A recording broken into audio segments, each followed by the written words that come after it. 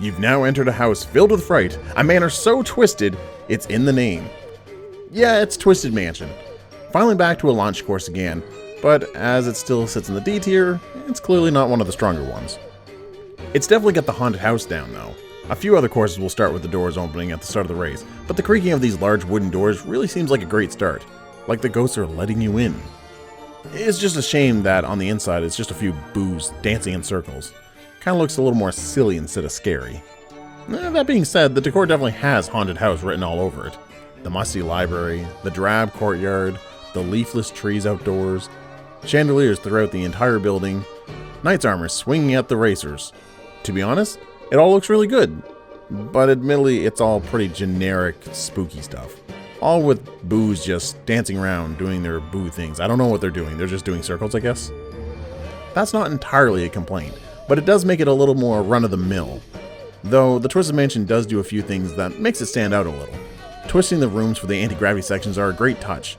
The rooms twisting and churning isn't uncommon in haunted houses either, but using that to the advantage of Mario Kart 8's main new feature is a fantastic idea. This is made better at the start of the track since we get to go down a split path that also shifts and stretches. It's very thematic, but it also offers jumps for boosting. Heading into the submerged basement while still in anti-gravity is also nice. There's not too many chances to use bone fins in the stage, so it's nice that they get to pop up. Though admittedly it's a shame that they weren't lower to be obstacles. They don't move fast, so it's not like they'd be hard to avoid, but I always appreciate a little spice to make a track a little more interesting. I appreciate having a flooded basement all the same. It's not like you get to explore that too often in haunted houses. I find the starting area rather funny though. Around you you'll find the most withered billboards for in-game brandings, and the mansion has the Fat Boo on it. He's less spooky and more silly looking. It's not awful or anything, but it's a little jarring because I think the stage was going for more of a fun and cool spooky, not silly Scooby-Doo style. I don't know, maybe it would have helped if the Fat Boo at least showed up and tried to get you or something.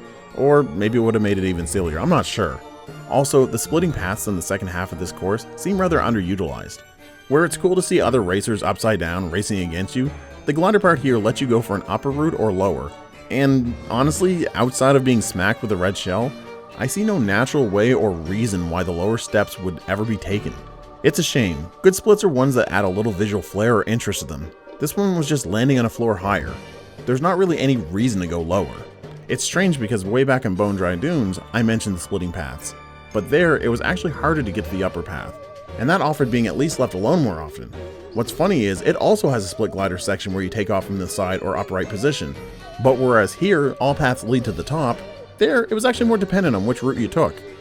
In the grand scheme of things, it really is just a small part of the track though. Shortcuts are all safe ones in this course, relying on having a mushroom to really get through them safely. Or maybe being on 200cc. They offer no real risk to them, but they are really only meant for players who are falling behind, since you don't typically have mushrooms in the top spot or two. Not my favorite type of shortcut, but not the worst either.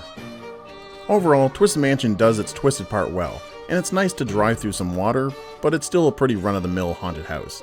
I can have a fun time, but it doesn't quite offer a depth in routing or height of speed to be a blast. Tomorrow we finish the D tier. As you can likely tell, I've been slowly finding more and more to enjoy about each track. Let's see how positive I can finish off this tier on. See you then.